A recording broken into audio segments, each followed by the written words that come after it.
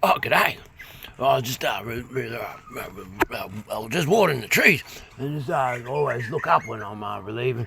Always look down and look around, and then I look up. Always make sure you're looking around as well, just to make sure that you're not urinating on anything you shouldn't be, or you're going to step on something you shouldn't be. But always have a look up as well, and always urinate quietly as well. I think it's a great survival thing. Don't urinate loud. That's when you get eaten. And anyway, just looking up. Couldn't help but notice a bit of a glimmer of my own personal air escort that I have that goes with me everywhere I go. And it has done for a number of years, you see, because I'm a necessary target when it comes to watching blokes who are different and possibly at risk. And so I fit into all kinds of categories like that, you see. And that's why I do the work that I do. And let's just have a look at it. There's a terrible tragedy that occurred at Bondi in Sydney, New South Wales, Australia.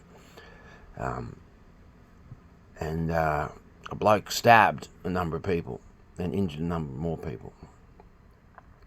Now, I don't know nothing about it, but I know that's a tragedy that didn't need to happen. And when you have situations like that, then you have a whole list of red flags and a whole list of warning signs that come together to show that so much could have been done by so many different institutions, not just the authoritarian ones, and by that bloke himself, by that person. The divine is always there for you. You're always either choosing the divine or you're not choosing the divine. And even now, wherever that fella's spirit is, the divine is always there for him, to choose or to not choose. And even with that, you're still then not outside of the divine. It's still a divine. Now, I just saw something while I was getting on here, and I don't normally click on stuff like that, but I thought I'll just click on and see. So who's this fella? Well, he grew up in Toowoomba. He's from Toowoomba, Queensland, Australia.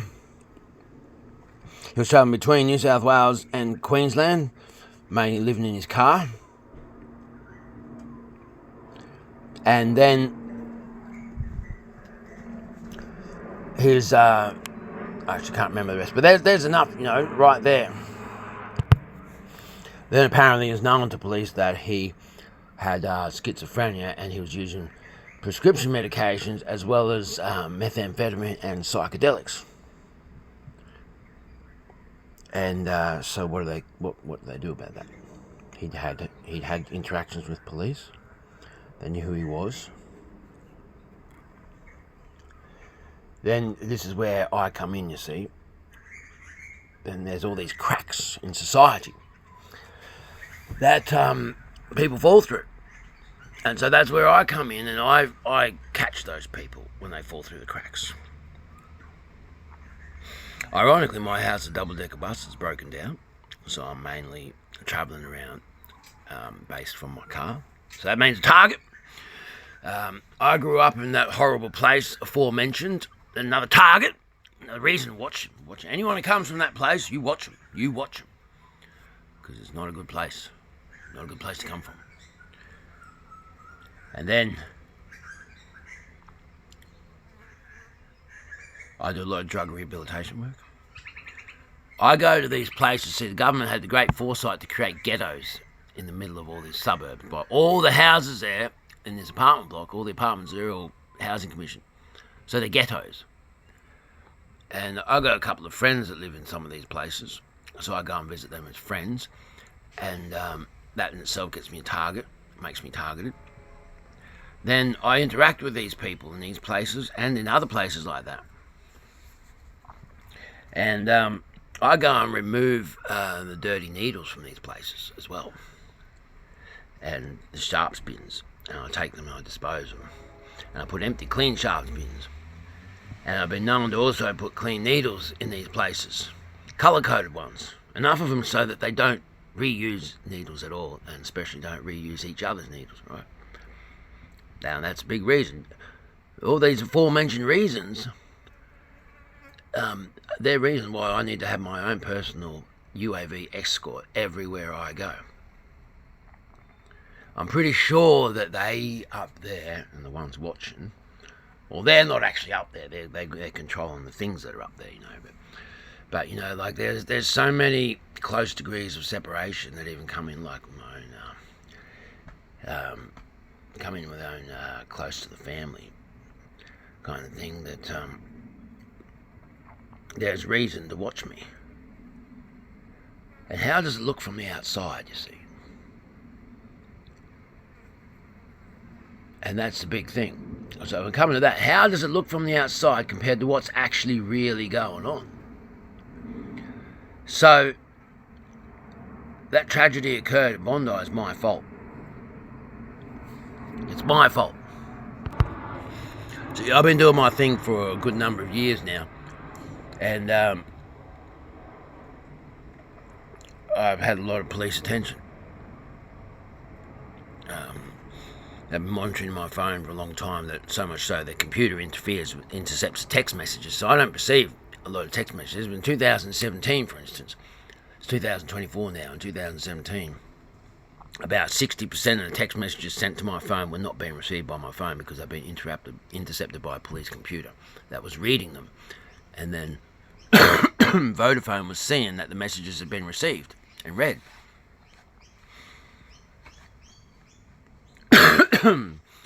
Then we have place being raided,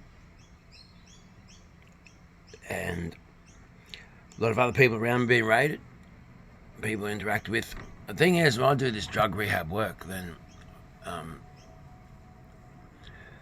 I'll still interact with people. A lot of drug rehab people, they won't interact with people while people are still taking drugs.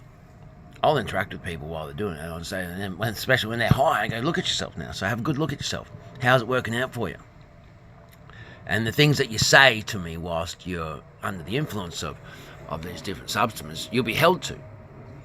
You'll be held to account for them. You won't get away with it. You have to then follow up in real time. Otherwise, you'll be pressed. Because once I made that commitment that I'm there with you, I'm there with you, and I'm pushing you all the way.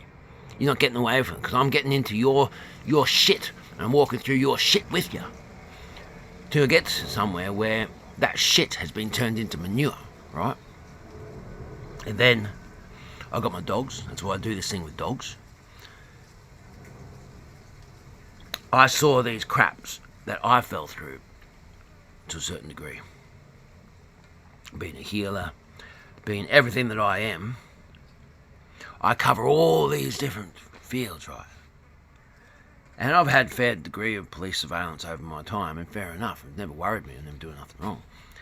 But, or any time that I might have been doing something wrong, anyway, I'm not going. Anyway, so there's good reason for the police to have surveillance over me all the time. You'd actually be asking some pretty serious questions. What's going on with this capitalist society and tax dollars if you've got this incredible ability to maintain control over this vast land and its population of convicts, and you're not watching someone like me?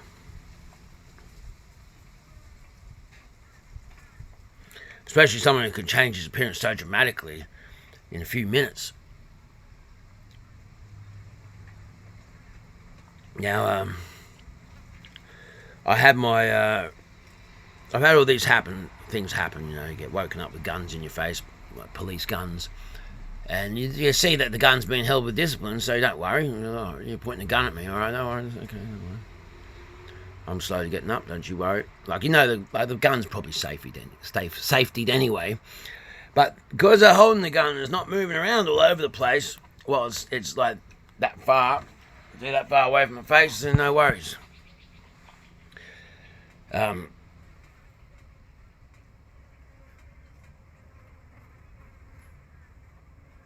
Tell you what, it's a pretty funny thing to wake up to see a police officer or a plainclothes police officer coming in hiding behind a garbage bag that's hanging. Just have a garbage bag hanging from a hook with some rubbish in it. And you see this gun coming around the corner. And the police officer hiding behind the garbage bag. Well, if I had a gun and I wanted to shoot that bloke, I'd shoot straight through that plastic bag. But I didn't have a gun, and I didn't want to shoot the bloke. So I welcomed him in, and we had a good chat, and they tore the place to pieces, and they were all very nice and friendly and polite. But I didn't even say goodbye, the bastards. I chased them across the road to say goodbye. That's the thing. You're a police officer. You say goodbye. You interact with me, I'll make you say goodbye. You interfere with me, you interrupt me, you intervene, you do whatever, and you can have the decency to say goodbye. That in itself is another reason why I need to have my own personal unmanned air vehicle following me everywhere I go. Plus, they must have some fantastic footage, because I'm going to take the dogs out hunting, going out for rabbits and feral animals, then we go deep into the bush, a long way from anywhere. It's up there with us. I just can't seem to get my hands on that footage.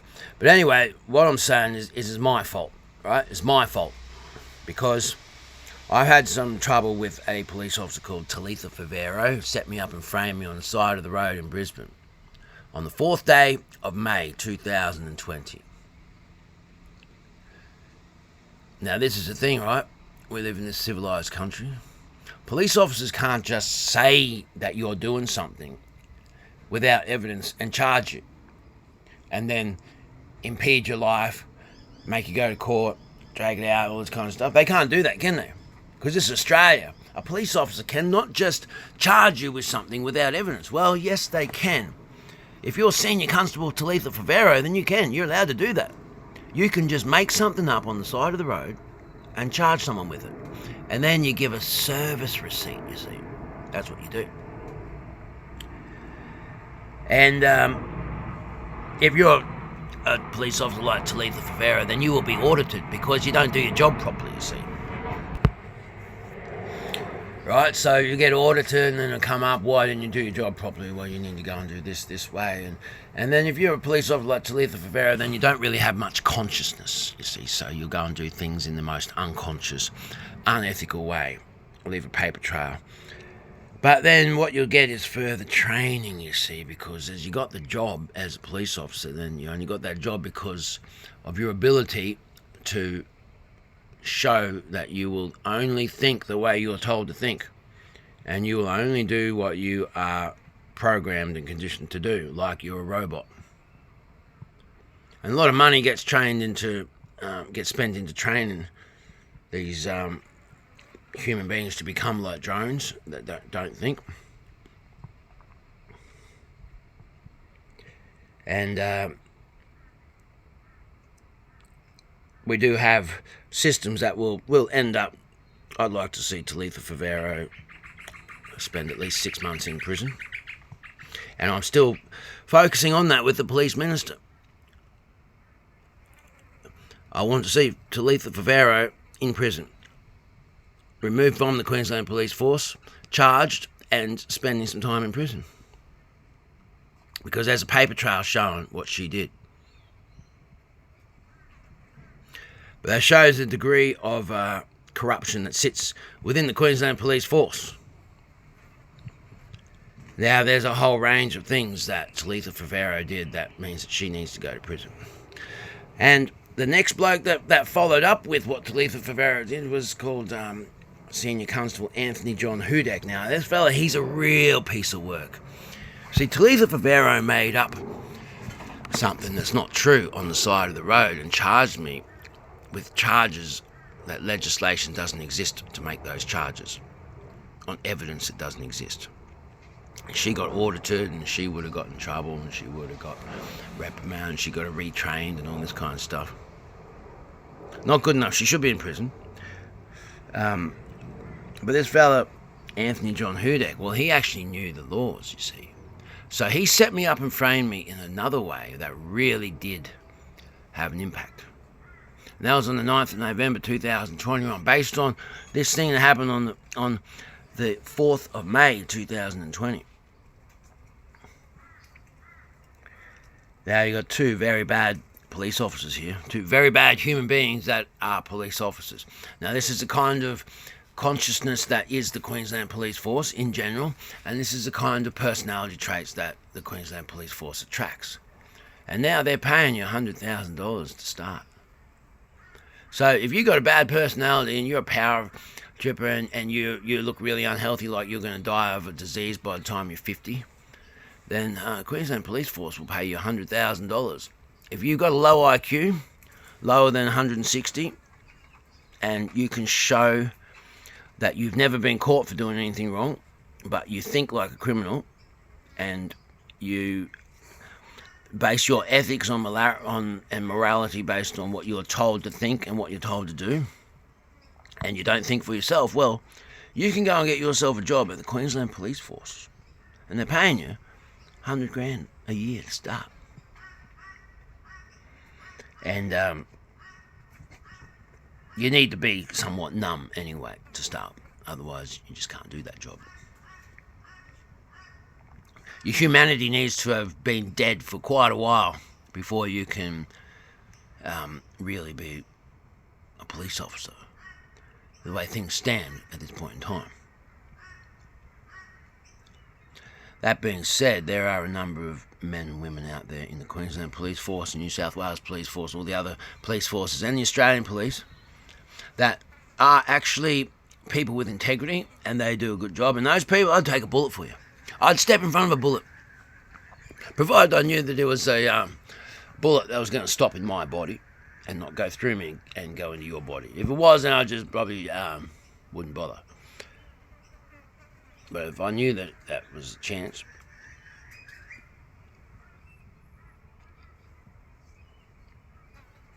problem is I've had a lot of anger, particularly since the 9th of November 2021. Anthony John Hudak, he's a bad human being. And the two police officers that were with those other two aforementioned police officers, and they need to be in prison too, because they went along with falsifying charges. Now the thing is, if they had planted drugs on me, then fair enough. Well played, you got me, you got your body cameras, and you planted drugs on me, so well done, good on you. I'll have to just take that charge. But they didn't, they just said that I did.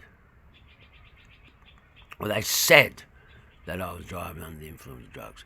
Now, you know the police can do this. No, they can arrest you. They can pull you over, and they can tell you, they can say, as the first things that they say to you, I believe you're under an influence of a dangerous drug or alcohol, you seem spaced out and confused, I'm placing you under arrest.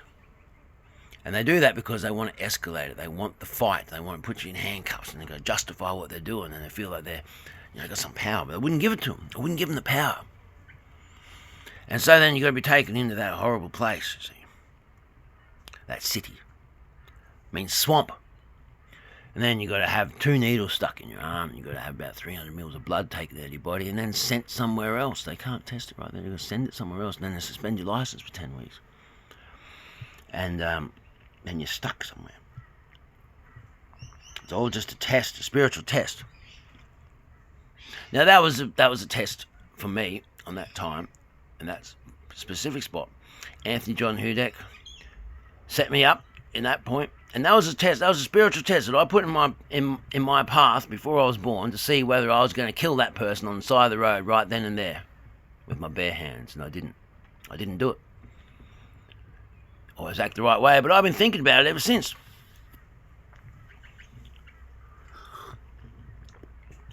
And I've gotten past that, you see. I complained to the police minister and every other aspect that you can complain to the Queensland Police Force.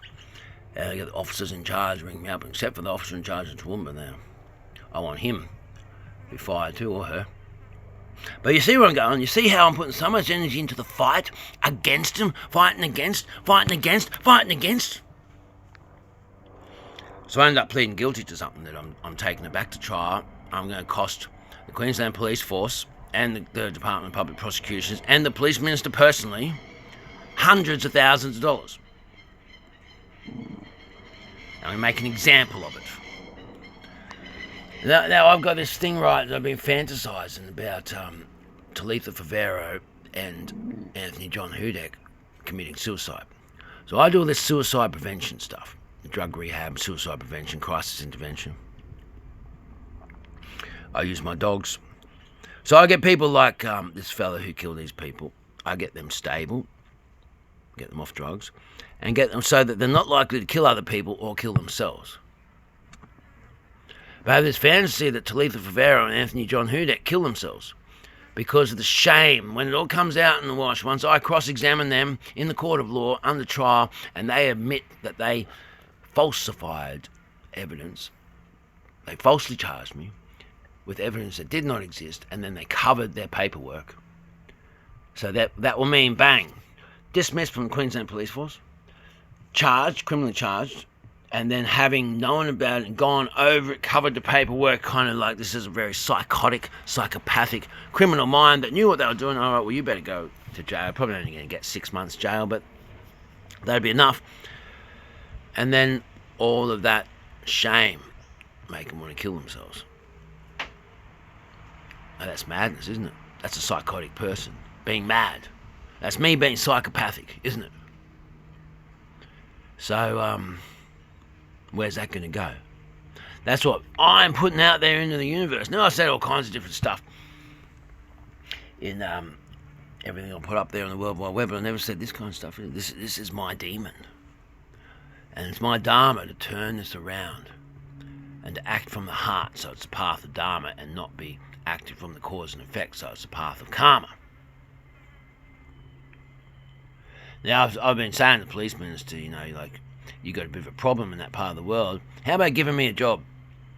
You got all this police surveillance on me for a number of years now, watching me 24 hours, 7 days a week. You know everything about me. See straight through the windows, see straight through the walls, turn up, buzz the place with millimetre wavelength technology, and then go, no drugs in there. Buzz the car, millimetre wavelength technology, no drugs in there. Have a bit of a chat amongst yourselves and off you go again. Queensland Drug Squad. I can go and interact with certain people, and go to certain places, and then bang, I've got Queensland Drug Squad following me and outside my place for the next 4 days. I could do it right now. I could get in the car, drive somewhere, spend 20 minutes there, and then from that point, I will then have an armada of UAVs above me and a task force following me everywhere I go. I missed that plane.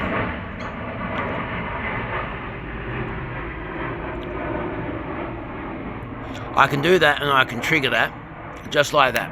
And that costs tens of thousands of dollars for me to do nothing.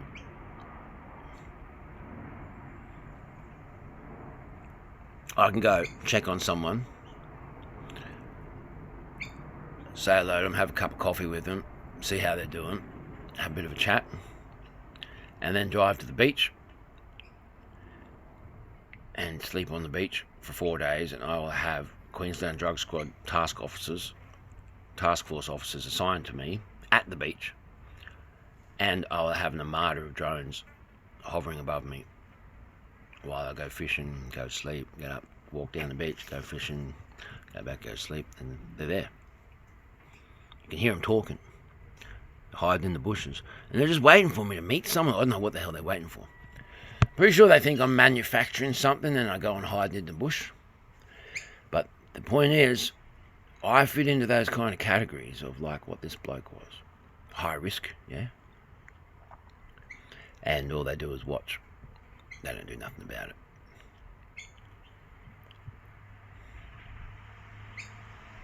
So it's my fault. If I didn't put all that anger out there to the police minister and to the Queensland Police Force, and specific anger towards these specific police officers. I respect police. I have good respect for police. I've had my issues with their over-administrated incompetency. I mean, I deal with people like this. I myself call the police on people when I'm dealing with them, and then they're going a bit crazy. I'm like, right, well, we need to have some police officers down here, So I'll call the police, and they'll send 6 police officers down there, and they'll arrive with their guns drawn, and they'll make someone put the knife on the ground, and then they'll give them a ticket to go to court, and they let them go again. I'm like, what the hell is this? Then I've got to call the police on them again. And this is me. I'm the one that catches these people when they fall through the cracks. But there are people like this. This is the issue. Thing is, when I call the police, then I shadow that person until the police get there. And then I hand the person over to the police. So there's no chance that person is going to hurt anyone else. Now, what I'm getting at, if I didn't put out that anger towards the police and to the police minister, if I spent that time and energy, all that time and energy that I've been angry, if I spent that just focusing on healing the people, so I'm holding my belly, I'm holding the chi here, so you're holding the chi, right? Holding the chi. If I spend that energy holding the chi and just thinking love for planes going over, and love for the people that have fallen through the cracks, that are not feeling nurtured and loved, that have got some inclinations. We don't naturally have these violent tendencies. So much has had to have gone wrong before we have these violent tendencies. But there can be something in us, we've got a lot of war in our histories. It's in our DNA, it's in our blood. But I'm telling you, a lot has got to go wrong. I've dealt with some of the worst cases of this society. There are so many people that are not dead from having killed themselves, or not shot dead by police, or are not in prison because of me. So much has had to have gone wrong for someone to have violent tendencies like that. Even if they're just a knee-jerk response out of nowhere, then they're not. Nothing happens by itself out of nowhere.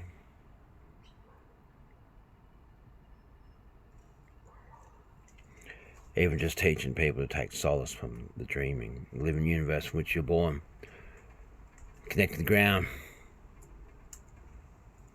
Take a moment. Just take a moment and pray for that fella,